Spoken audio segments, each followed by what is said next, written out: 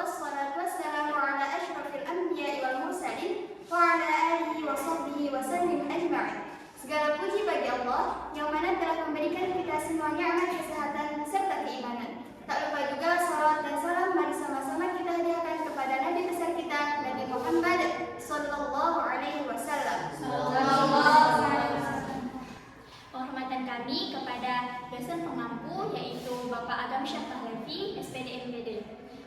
Kami dari kelompok A akan membedah buku yang berjudul Dari Athena Sampai ke Nusantara yang merupakan karangan dari Al-Makki. Baiklah, perkenalkan saya Gaulan Sakira dan teman saya Nur Habibi Hidayana. Pada kesempatan kali ini kami akan menjelaskan materi tentang filsafat. Bab ini menjelaskan bahwa filsafat pada hakikatnya adalah aktivitas berpikir. Akan tetapi berpikir yang dimaksud bukan hanya berpikir biasa, melainkan berpikir secara mendalam, logis dan sistematis untuk memahami berbagai persoalan kehidupan. Kemampuan berpikir merupakan anugerah yang dimiliki setiap manusia dan menjadi pembeda antara manusia dengan makhluk yang lainnya. Sejak awal peradaban, manusia telah menggunakan akalnya untuk memahami dunia di sekitarnya. Awalnya dorongan untuk berpikir muncul karena rasa ingin tahu dan mencari makna hidup, memahami dirinya sendiri, memahami orang lain, serta berusaha mengetahui tujuan keberadaannya di dunia. Dalam filsafat, proses berpikir selalu diawali dengan pertanyaan. Pertanyaan tersebut bisa berupa pertanyaan sederhana maupun pertanyaan yang sangat mendalam. Seperti siapa diri saya, dari mana asal manusia, apa tujuan hidup, bagaimana manusia memperoleh pengetahuan, serta apa yang dimaksud dengan kehidupan yang baik dan adil. Pertanyaan-pertanyaan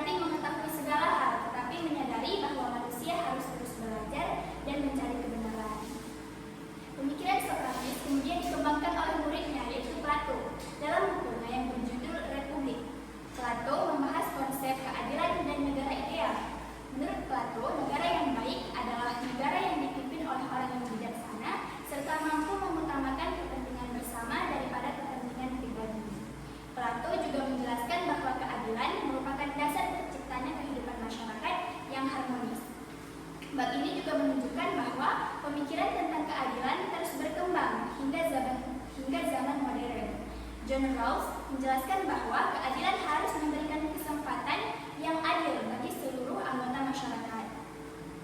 Jürgen Habermas menekankan pentingnya komunikasi yang terbuka, jujur, dan rasional agar masyarakat dapat mencapai kepahaman bersama.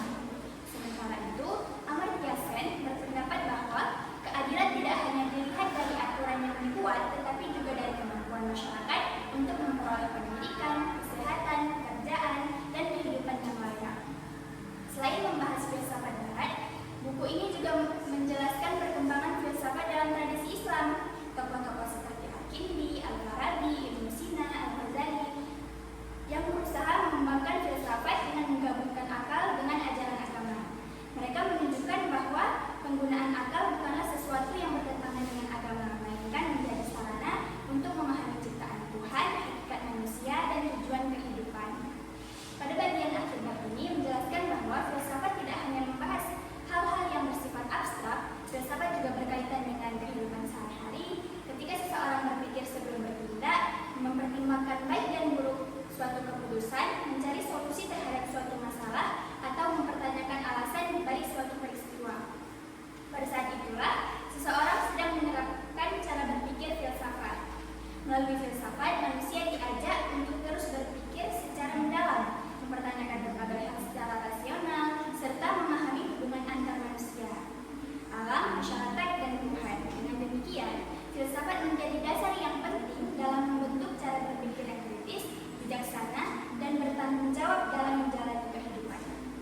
Selanjutnya akan dijelaskan oleh Nurhadi Hidayat. Baiklah, pada kesempatan kali ini saya akan melanjutkan pembahasan isi buku dari Athena sampai Nusantara.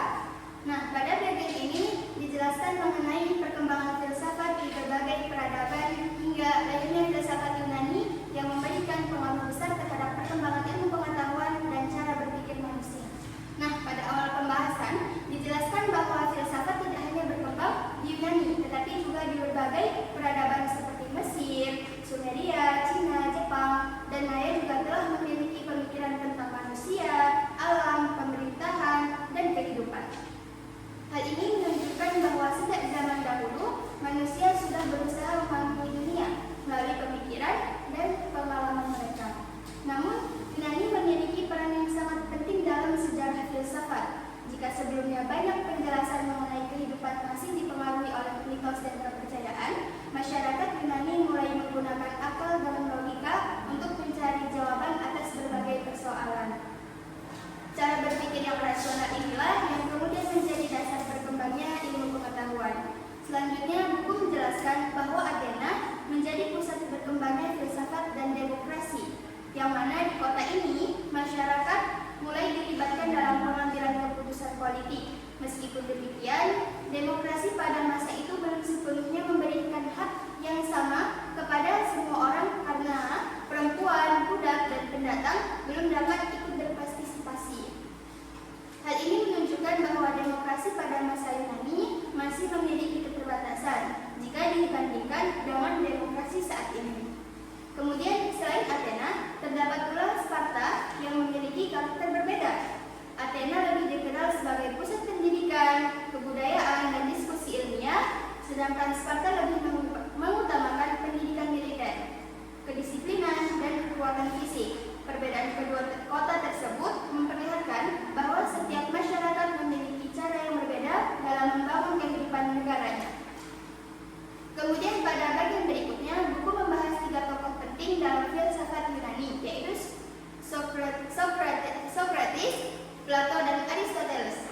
Socrates dikenal sebagai filsuf yang mengajarkan pentingnya berpikir kritis melalui dialog dan pertanyaan.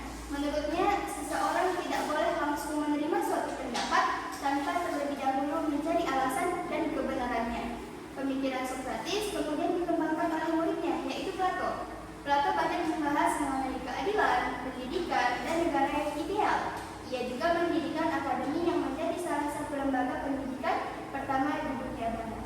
Tokoh berikutnya adalah Aristoteles. Berbeda dengan gurunya, Aristoteles lebih menekankan pentingnya pengamatan dan pengalaman dalam memperoleh pengetahuan, yang mana pemikirannya memberikan pengaruh besar dalam berbagai bidang seperti logika, etika, politik, hingga ilmu pengetahuan.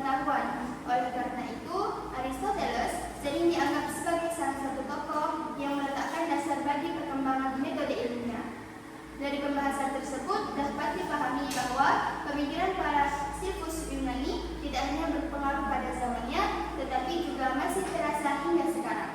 Nilai-nilai seperti berpikir kritis, menggunakan logika, berdiskusi secara terbuka, dan menghargai ilmu pengetahuan masih menjadi bagian penting dalam dunia pendidikan maupun kehidupan bermasyarakat.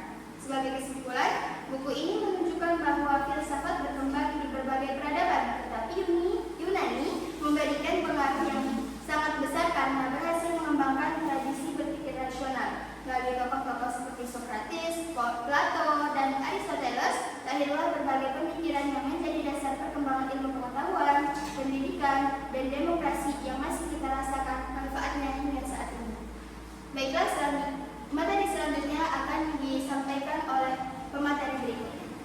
Baik, saya Yuni Widianti ingin melanjutkan dari isi buku Atlena sampai Nusantara.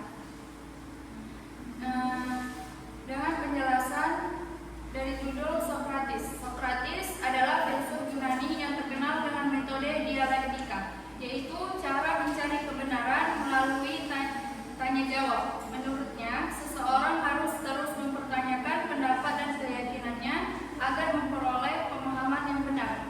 Ia berpendapat bahwa kebijaksanaan dimulai dari kesadaran bahwa manusia memiliki keterbatasan pengetahuan. Socrates mengajarkan bahwa kehidupan yang baik harus didasarkan pada moral dan kebajikan.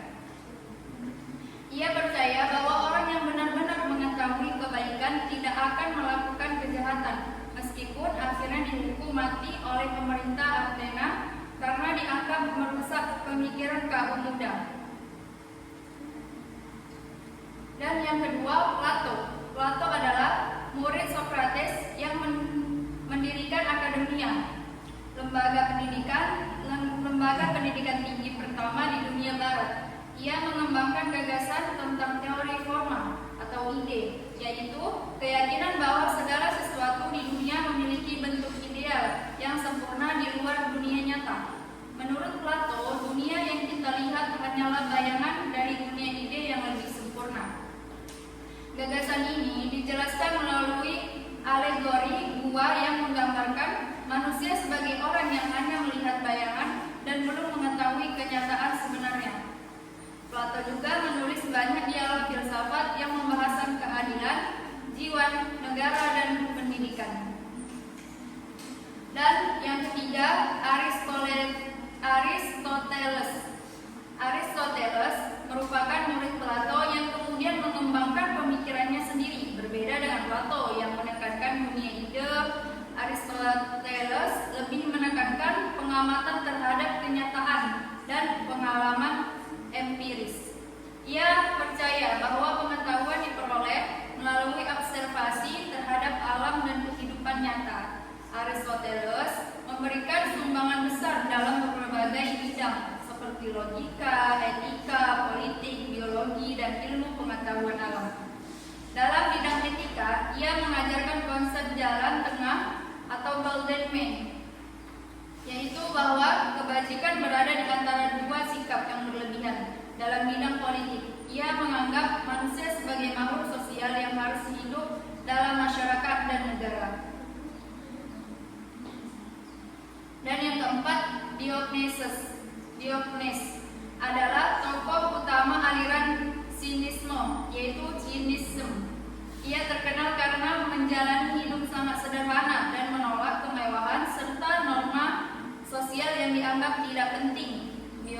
Diogenes berpendapat bahwa kebahagiaan tidak berasal dari kekayaan, kekuasaan, atau status sosial, melainkan dari kebebasan dan kemandirian diri.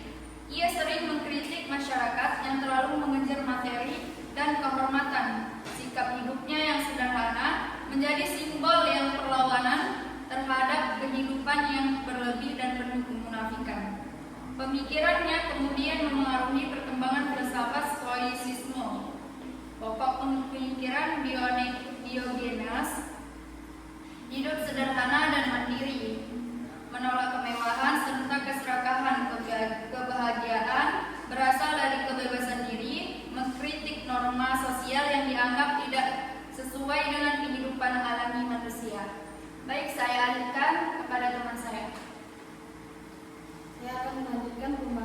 Perkenalkan, nama saya Dian Sayuni. Saya akan melanjutkan pembahasan dari ini. Thales 624 sampai dengan 546 sebelum Masehi dikenal sebagai filsuf pertama tradisi Yunani. Ia meninggalkan penjelasan mitologis dan mencari prinsip dasar arche alam semesta melalui pemikiran rasional. Anaximander 585 sampai dengan 528 sebelum Masehi berpendapat bahwa udara air merupakan unsur dari segala sesuatu perubahan dalam alam terjadi melalui proses pemadatan pengencaraan udara sehingga menghasilkan sebagai bentuk dan benda. Pythagoras 570 sampai dengan 945 sebelum Masehi mendirikan aliran yang menghubungkan matematika, sistematis, dan agama. Spiritualitas tujuan hidup adalah memurnikan jiwa melalui studi matematika dan hidup etis untuk melepaskan diri dari siklus ini. Pengaruhnya jelas pada Plato dan perkembangan matematika sebelum bahasa universal science.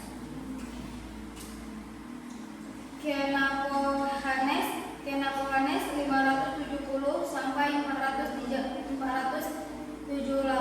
sebelum Masehi adalah filsuf yang mengkritik pandangan agama Yunani, mengembangkan dewa seperti manusia, memperkenalkan konsep Tuhan yang lebih tinggi dari menyerupai manusia mengatur alam semesta. Heraklitus 535 sampai dengan 475 sebelum Masehi mengajarkan bahwa perubahan adalah dasar alam dalam kehidupan. Gagasannya dikenal dengan pentarei yang berarti segala sesuatu mengalir.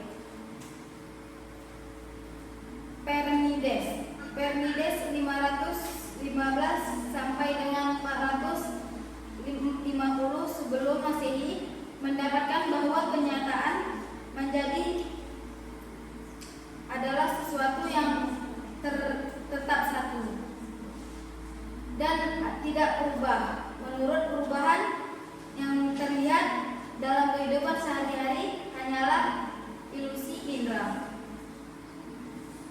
Anaxagoras menjelaskan bahwa alam tersusun dari partikel kecil, diatur oleh paus akal komis.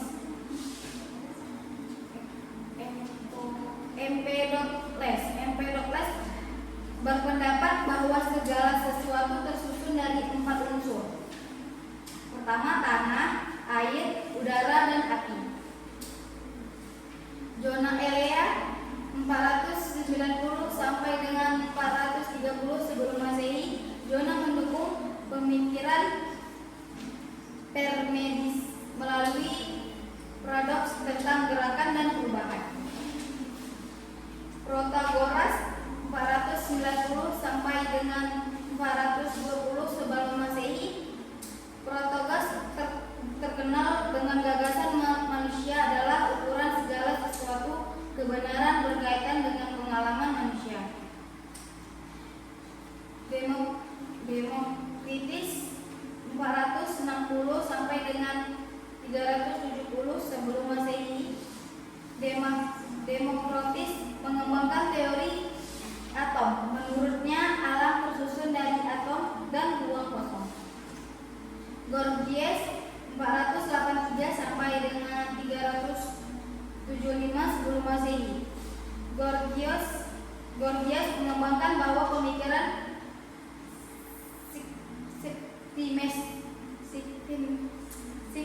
skeptisisme dan menjelaskan keterbatasan manusia dalam mencapai kebenaran mutlak. Persoalan sumber. Banyak karya asli filsuf Yunani hilang sehingga pemikiran mereka diketahui dengan ragam dan sumber sekunder. Hermandelis menyusun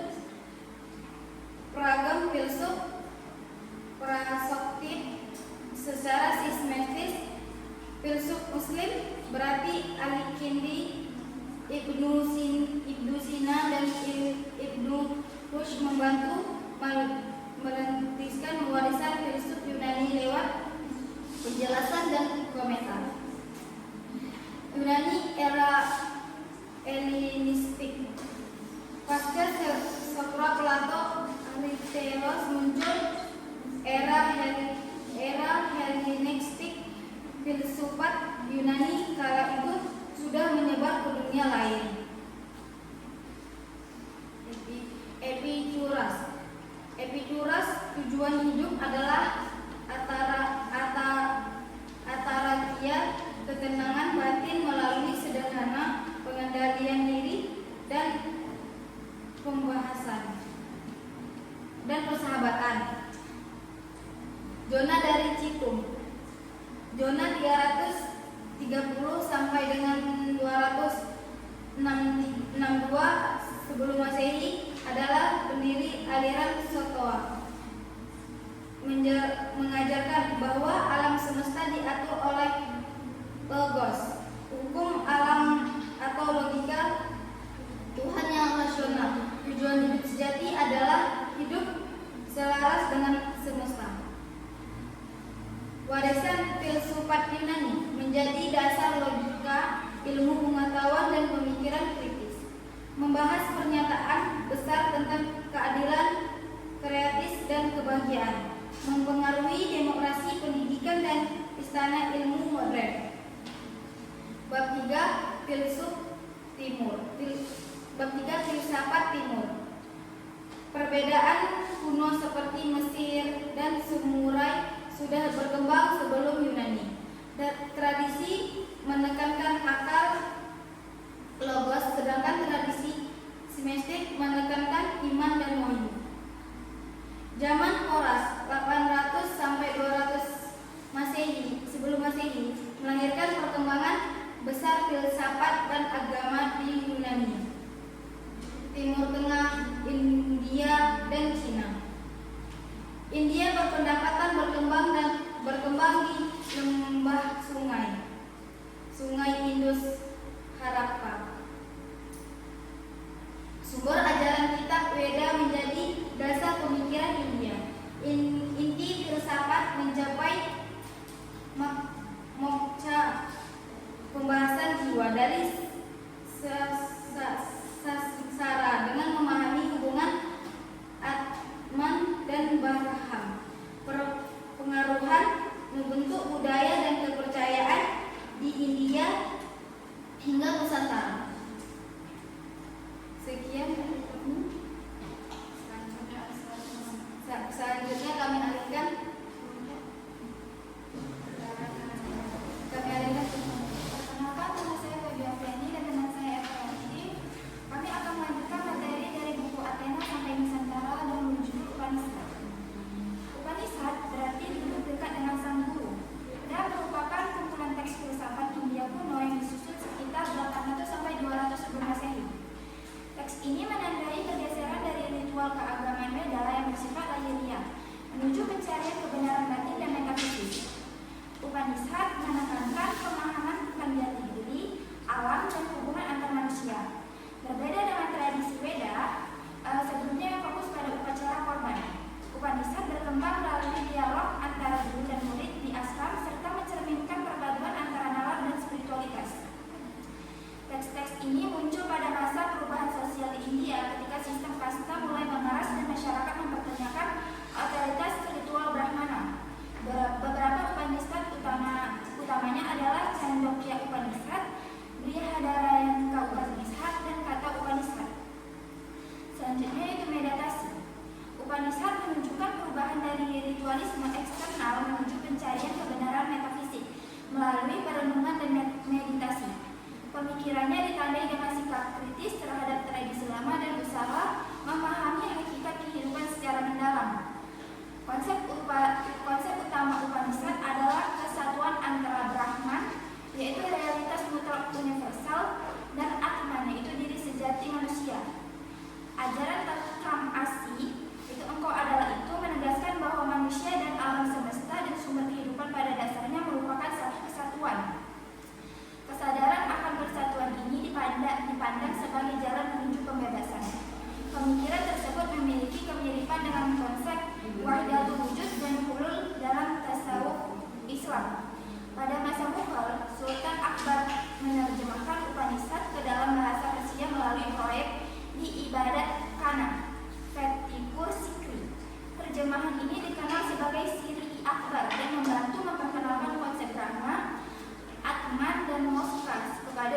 Islam dan kemudian Eropa. Selanjutnya itu pengaruh Upanishad dan dialog antar agama. Darussukoh berusaha menyelaraskan tasawuf Islam dengan filsafat Hindu melalui konsep Brahmin. Ia juga mempelajari ajaran Buddha dan menemukan kesamaan antara konsep Sunyata dan Buddhisme dengan fana dalam tasawuf. Namun pandangannya sinkretisnya ditentang oleh kalangan ortodoks dan berakhir dengan eksekusinya oleh Aurangzeb. Samsara, karma, dan moksha. Upanishad mengajarkan bahwa kehidupan diatur oleh samsara, yaitu siklus kelahiran kembali. Karma yaitu hukum sebab akibat moral yang ditemukan oleh tindakan, pikiran, dan niat manusia. Tujuan tertinggi manusia adalah moksha, yaitu pembebasan dari siklus samsara. Moksha bukan berarti lenyapkan diri, melainkan penyatuan diri sejati dengan Brahmana, sehingga penderitaan dan ketidaktahuan berakhir. Meditasi dan pengetahuan spiritual. Upanishad menekankan pentingnya meditasi dan pencarian pengetahuan spiritual. Fokusnya bergeser dari ritual lahiriah menuju latihan mental dan kontemplasi untuk mencapai kesadaran diri dan kesatuan dengan realitas mutlak. Pemikiran ini turut mempengaruhi perkembangan Buddhisme, Jainisme, dan spiritualitas dunia. Dari tradisi Nastika, selain tradisi Weda, berkembang pula tradisi Nastika, terutama Buddhisme dan Jainisme. Siddhartha Gautama menolak otoritas Weda dan mengajarkan jalan tengah untuk mengakhiri penderitaan melalui pemahaman hakikat realitas. Mahavira, pendiri Jainisme, menekankan prinsip ahimsa tanpa kekerasan dan kehidupan asketis. Selanjutnya itu filsafat Yajnavalkya. Yajnavalkya abad ke-7 sebelum Masehi adalah tokoh penting dalam Brihadarayaka Upanishad. Melalui dialog dengan Maitreyi dan Gargi, ia menjelaskan bahwa Brahman adalah realitas mutlak yang tak terbatas dan tidak dapat dijelaskan sepenuhnya dengan kata-kata. Untuk memahaminya, ia menggunakan metode Kennedy, bukan ini bukan itu, yaitu menolak segala batasan dan atribut yang melekat pada realitas. Puncak ajarannya adalah kesatuan antara Atman, yaitu diri individu, dan Brahman, yaitu realitas universal. Dalam pandangannya, segala sesuatu memperoleh makna karena adanya Atman, dan kebahagiaan sejati berasal dari kesadaran dan kesatuan tersebut.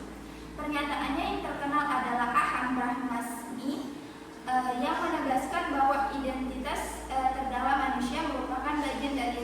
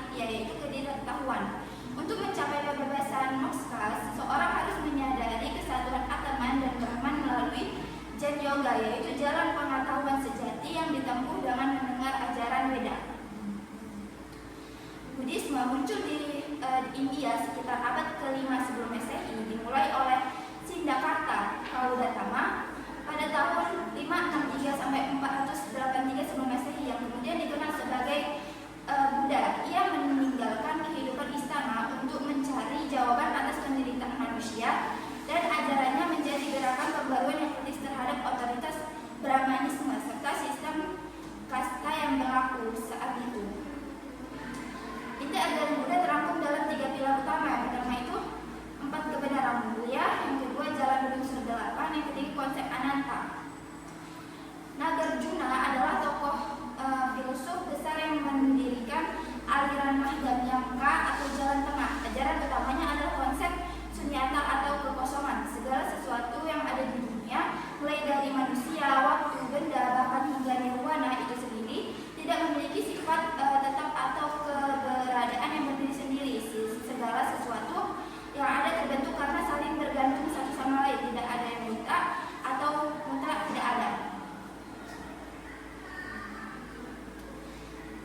Sama seperti Yunani dan sendiri yang memiliki kehidupan erat antara filsafat dan agama, Tiongkok juga mewariskan 2 aliran pemikiran besar yang bertahan hingga kini, yaitu Konfusianisme dan Taoisme. Di Indonesia, Konfusianisme diakui secara resmi sebagai salah satu agama dunia sejak tahun 2000. Sebelumnya banyak penganutnya juga menganut sekaligus ajaran Buddha, sehingga nilai-nilai keduanya sering menyatu dalam kehidupan sehari-hari.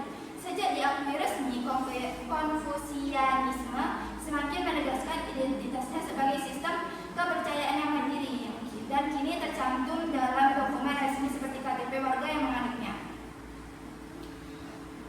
Materi selanjutnya akan dijelaskan oleh teman saya, Farel. Baik, saya akan lanjutkan materi selanjutnya, yaitu tentang Konfusianisme. Konfusianisme berkembang di Tiongkok, khususnya di sekitar Sungai Kuning, yaitu Guangdong, yang menjadi pusat kehidupan masyarakat agraris. Sungai ini dijadikan simbol bahwa masyarakat harus diatur dengan baik agar tercipta ketertiban dan kemakmuran. Konfusianisme menekankan pentingnya harmoni, tata krama, dan pemerintahan yang bijaksana. Pendirinya adalah Konfusius, Kongzi ataupun Kongfuzi, yang lahir pada tahun 551 sebelum Masehi. Dia berkeliling berbagai negara untuk mengamalkan gagasan tentang pemerintahan yang berdasarkan moral, tetapi sering ditolak. Setelah itu, ia menjadi guru dan menyebarkan ajaran tentang etika, kepemimpinan, serta kehidupan masyarakat yang harmonis. Ajarannya kemudian menjadi dasar peradaban Tiongkok selama lebih dari 2000 tahun. Konfusius hidup pada masa akhir dinasti Zhou ketika Tiongkok mengalami perang antar negara, konflik politik, dan kemerosotan moral. Dalam kondisi tersebut, ia menawari solusi melalui pendidikan moral dan pemerintahan yang berlandaskan kebijakan. Ajarannya dihimpun dalam 4 buku, Sisu, dan 5 kitab, yaitu Uji. 4 buku berfungsi sebagai pedoman pembentukan karakter dan pendidikan. Kitab yang paling penting adalah Analek, yaitu Lunyung, yang berisi percakapan dan ajaran Konfusius. Nilai utama yang diajarkan adalah Ren, yaitu kemanusiaan, Li, kesopanan dan tata krama, Sio, bakti kepada orang tua, dan Junzi, manusia yang berbudi luhur. Tokoh Mencius atau Mengzi melanjutkan ajaran Konfusius dengan keyakinan bahwa manusia pada dasarnya memiliki sifat baik. Menurutnya, pendidikan keluarga dan pemimpin yang baik akan membantu mengembangkan sifat baik tersebut. 5 kitab menjadi pelengkap ajaran Konfusianisme yang membahas sejarah, misi, ritual, dan perubahan alam. Semua kitab tersebut bertujuan membentuk masyarakat yang tertib dan bermoral. Berbeda dengan Mencius, yaitu Yunzi berpendapat bahwa manusia pada dasarnya cenderung memiliki sifat buruk. Oleh karena itu, manusia harus dibimbing melalui pendidikan, aturan, dan disiplin agar menjadi pribadi yang baik. Pada bagian ini juga diperkenalkan Sun Tzu, seorang ahli strategi yang terkenal menulis The Art of War, yaitu kitab tentang strategi,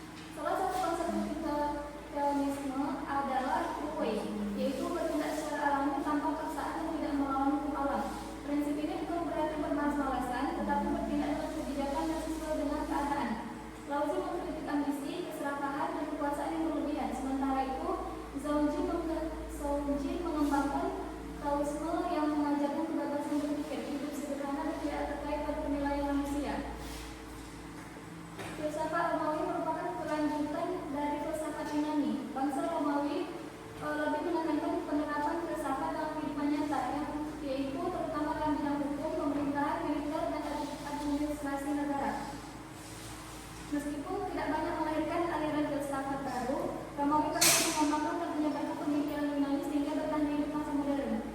Bangsa Romawi mengadopsi anak-anak budaya Yunani seperti seni, arsitektur, sastra, dan agama, tetapi menyesuaikan dengan kebutuhan masyarakat Romawi. Kekaisaran Romawi berfokus pada menerapkan ilmu pengetahuan untuk kepentingan masyarakat dibandingkan menciptakan nilai baru.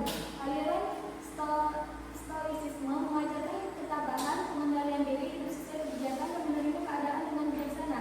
Sementara Epikureanisme mengajarkan bahwa kebahagiaan diperoleh melalui hidup sederhana, bebas dari rasa takut, dan menghindar penderitaan yang tidak perlu. Cicero selanjutnya yaitu Cicero, retorika dan filsafat. Cicero merupakan pembela Republik Romawi yang menentang pemerintahan diktator.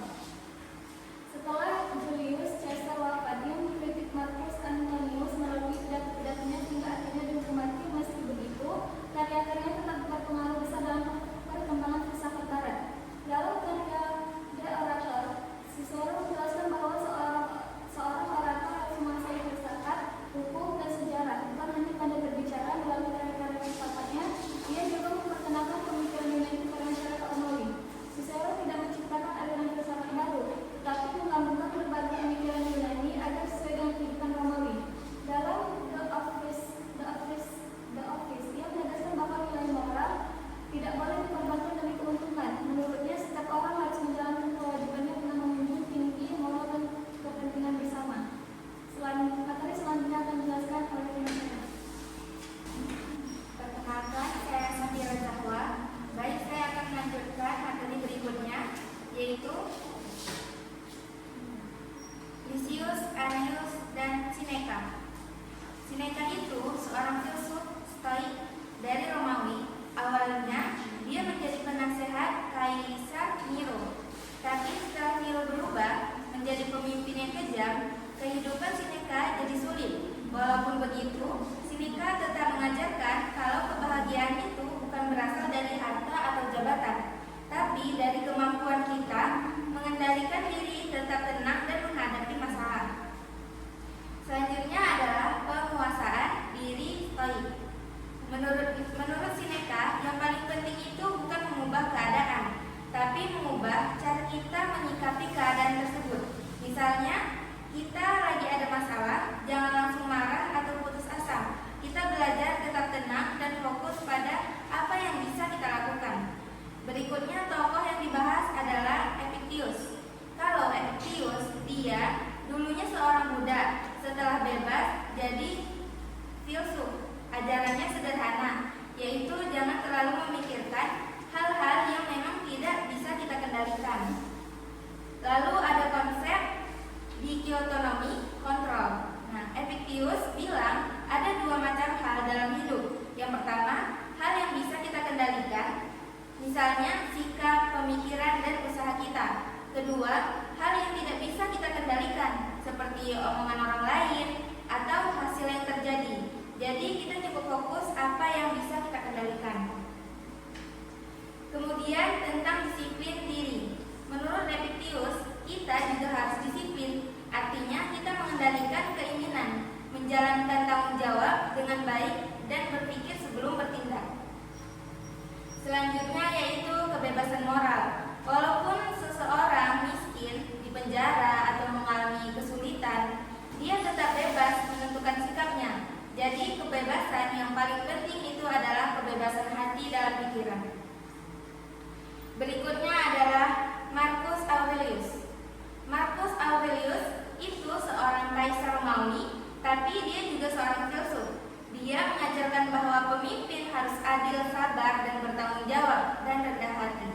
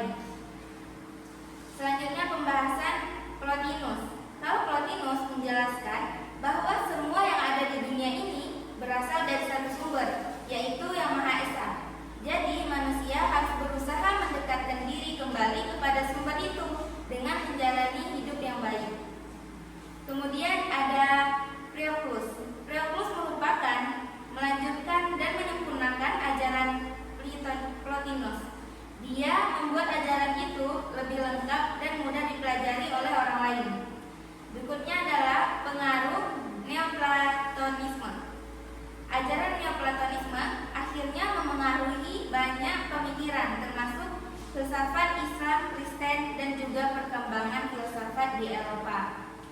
Selanjutnya yaitu kota Alexandria. Alexandria adalah kota yang terkenal sebagai pusat ilmu pengetahuan pada zaman dulu. Banyak ilmuwan filsuf dan pemikiran besar belajar dan mengajar di sana. Lalu ada Philo dan Alexandria.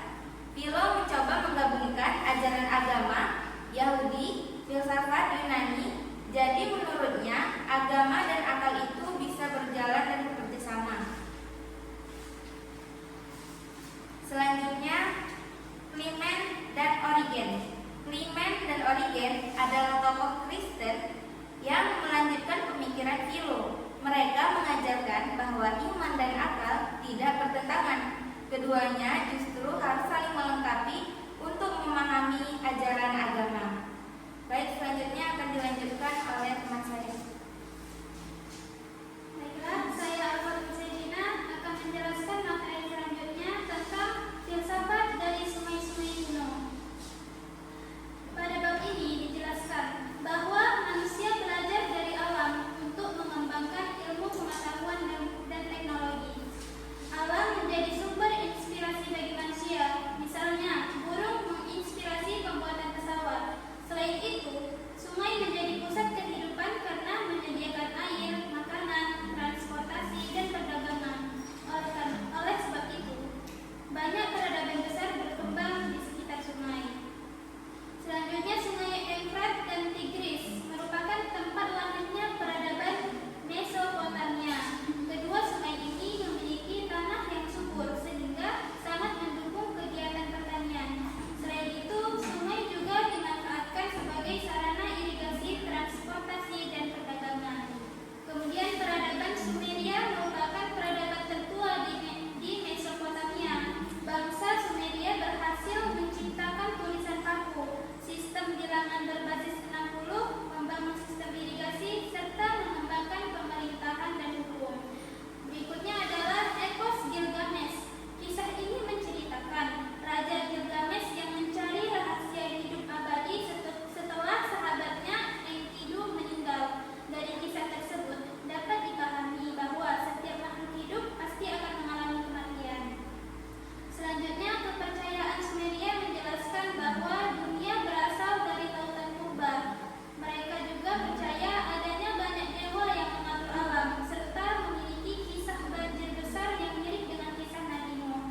Kemudian peradaban Mesir kuno berkembang di sepanjang Sungai Nil. Sungai Nil menjadi sumber kehidupan masyarakat Mesir sehingga mereka mengalami kemajuan dalam bidang matematika, kedokteran, astronomi, dan arsitektur. Selanjutnya, kitab kematian Mesir berisi doa dan petunjuk bagi jiwa setelah meninggal dunia. Kitab ini mengajarkan bahwa setiap manusia akan diadili berdasarkan amal perbuatannya. Berhubungan dengan hal tersebut, terdapat pengadilan Osiris. Dalam kepercayaan ini, jantung manusia akan ditimbang. Jika bersih dari dosa, maka akan memperoleh kehidupan abadi. Sebaliknya, jika penuh dosa, akan menerima hukuman. Selanjutnya adalah konsep maaf. Maaf berarti kebenaran, keadilan, keseimbangan, dan ketertiban. Nilai-nilai tersebut menjadi pedoman hidup masyarakat Mesir agar selalu jujur dan bertanggung jawab. Pada bidang astronomi, bangsa Mesir berhasil menyusun kalender 365 hari dan mengamati bintang Sirius untuk memprediksi banjir Sungai Nil. Pengetahuan ini sangat membantu kegiatan pertanian. Selain itu, Sungai Nil menjadi sumber utama kehidupan masyarakat Mesir karena dimanfaatkan untuk pertanian, perdagangan, dan transportasi. Berikutnya, peradaban Babilonia melanjutkan perkembangan Mesopotamia. Peradaban ini terkenal karena Raja Hammurabi, taman gantung Babilonia, kemajuan astronomi, dan sistem hukumnya. Selanjutnya, struktur kota Babilonia terdiri atas tembok besar, gerbang istar, dan zigurat yang menjadi pusat pemerintahan, perdagangan, serta kegiatan keagamaan. Kemudian, epos Enuma Elish menceritakan proses penciptaan alam semesta. Dalam kisah tersebut, Marduk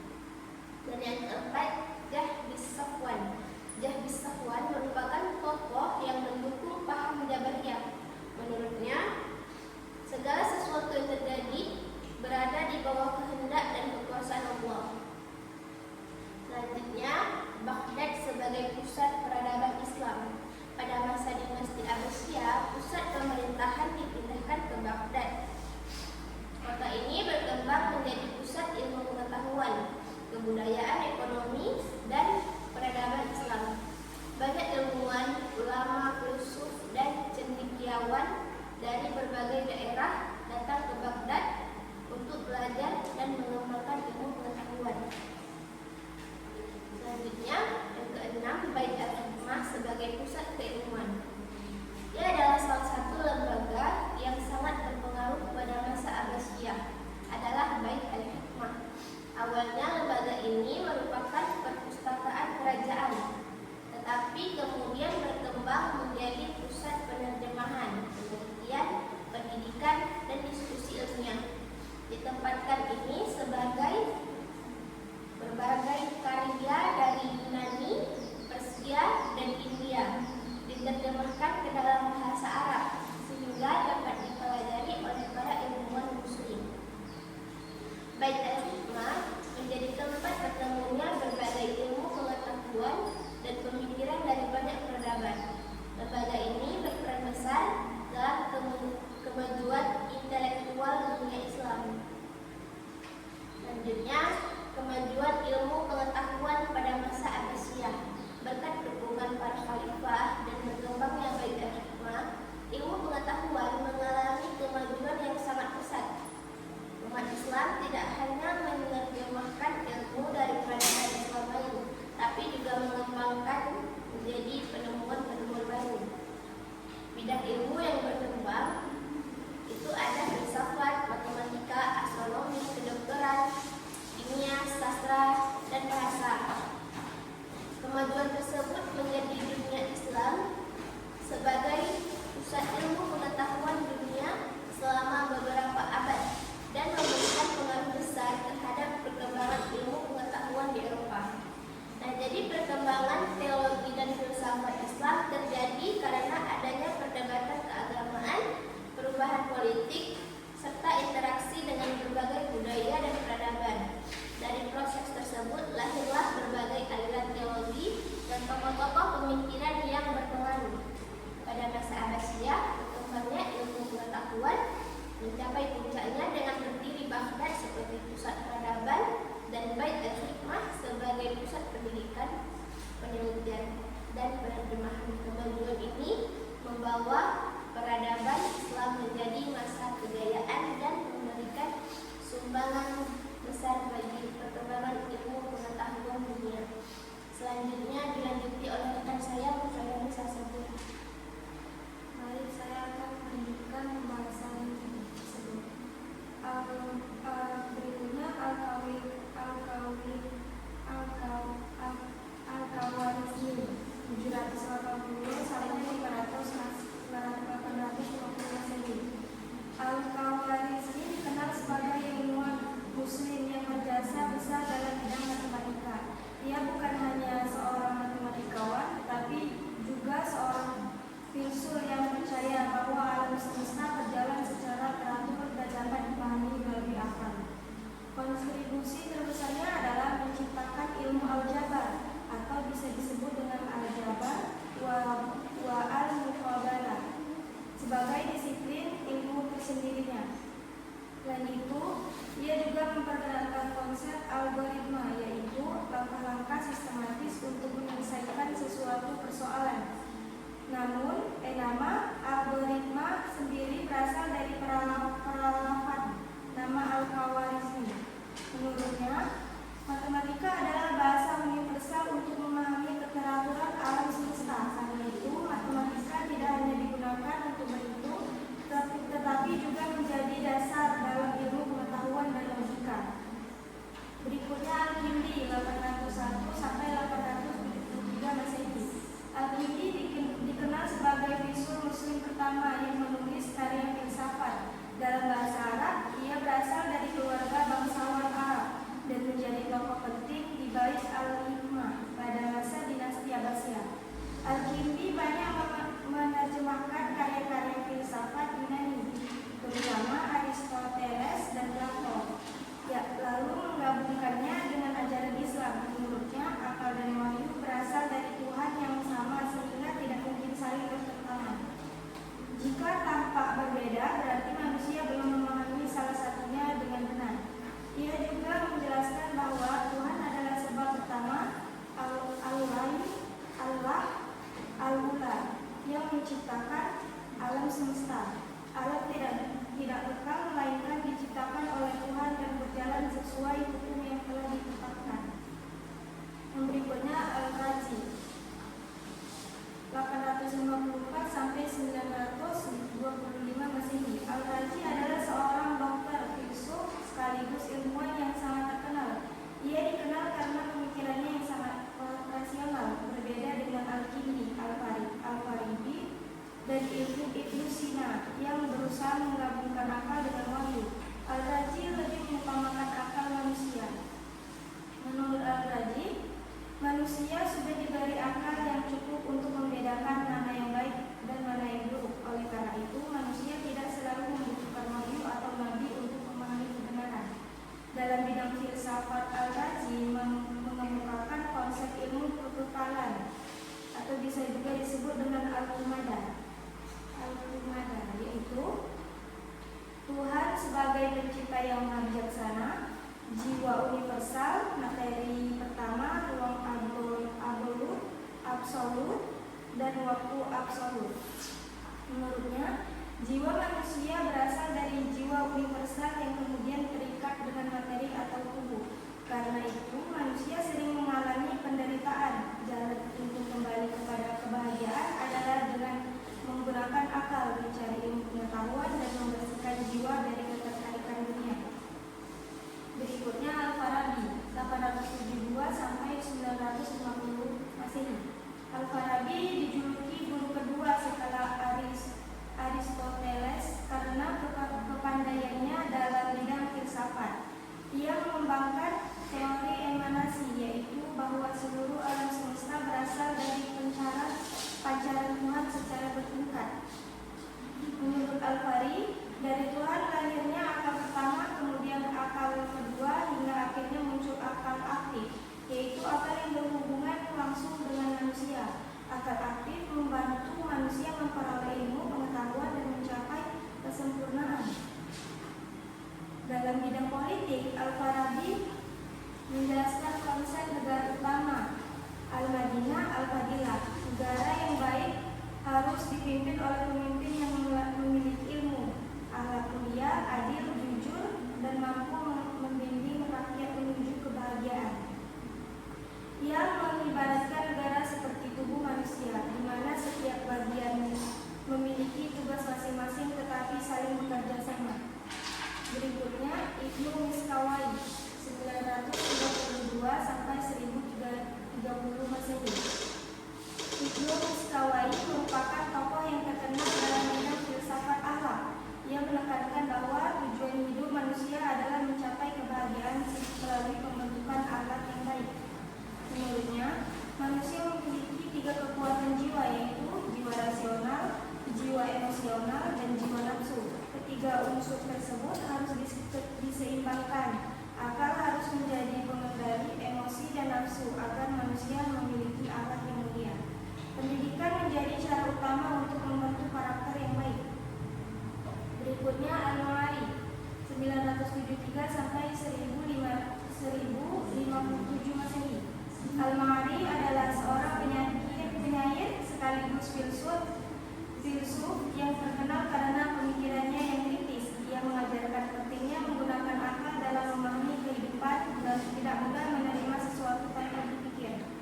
Ia menolak kekerasan, fanatisme, dan sikap berlebihan dalam beragama. Menurutnya, manusia harus hidup sederhana, menghargai sesama, dan menjunjung nilai kemanusiaan. Yang berikutnya Ibnu Sina 980 sampai 1037 Masehi. Ibnu Sina dikenal sebagai ilmuwan besar dalam bidang kedokteran dan filsafat.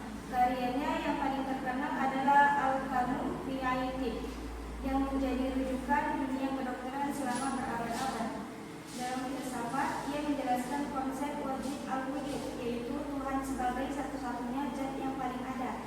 Sedangkan makhluk disebut mukmin al-wujud, yaitu keberadaannya tergantung kepada Tuhan. Ibnu Sina juga menjelaskan bahwa jiwa manusia berbeda dengan tubuh. Jika bersifat abadi, sedangkan tubuh akan hancur. Karena itu, manusia harus mengembangkan akalnya agar semakin dekat kepada Tuhan. Berikutnya Al-Ghazali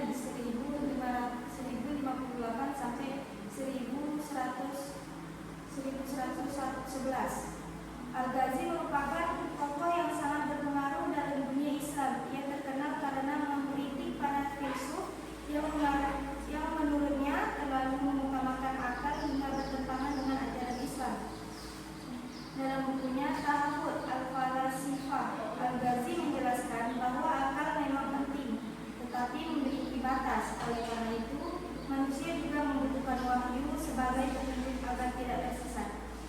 Ia juga menekankan pentingnya tasawuf, yaitu membersihkan hati agar manusia semakin dekat kepada Allah Subhanahu wa taala. Menurut Al-Ghazali, ilmu harus diamalkan dan membawa manusia kepada akhlak yang baik. Berikutnya, Ibnu Bazzah. Ibnu Bazzah adalah filsuf dari Andalusia yang terkenal dengan konsep takdir al-mutawahhid yang berarti mengatur atau membimbing diri sendiri. Menurutnya, ketika hidup di masyarakat yang rusak atau tidak ideal, seseorang tidak harus ikut terbawa keadaan. Cara terbaiknya adalah memperbaiki dan menyempurnakan diri sendiri melalui ilmu, akhlak, dan pemikiran yang benar. Ia menjelaskan bahwa manusia dapat mencapai kebahagiaan melalui kontemplasi atau perenungan rasional. Dengan menggunakan akal dan memperbanyak ilmu pengetahuan, jiwa manusia akan semakin dekat dengan akal aktif, yaitu sumber pengetahuan dan kesempurnaan. Pemikirannya kemudian memengaruhi banyak filsuf setelahnya, seperti Ibn Rushd, bahkan juga memengaruhi filsafat Yahudi pada abad pertengahan. Baik, segitu aja penjelasan dari kami. Akan dialihkan kepada kelompok berikutnya. Baik, selanjutnya saya akan menjelaskan materi selanjutnya yang telah dijelaskan sebelumnya.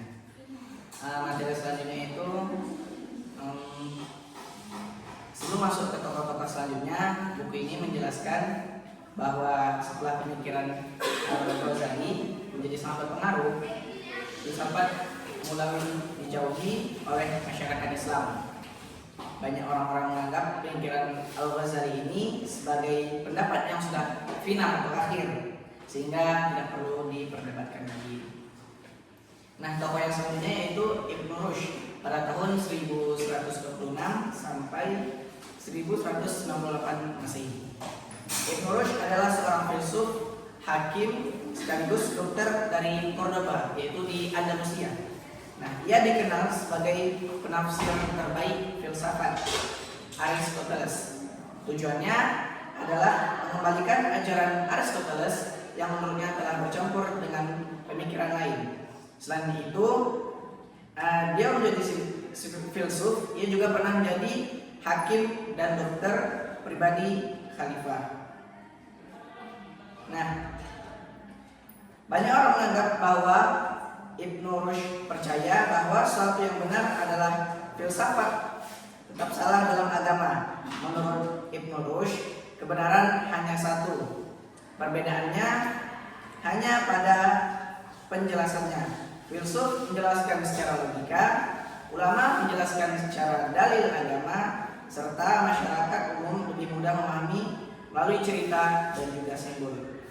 Tokoh selanjutnya yaitu Ibnu Tufail pada tahun 1105 Masehi sampai 1185 Masehi. Ibnu Tufail terkenal lewat novel filsafat yaitu Hefi bin Yaqzan.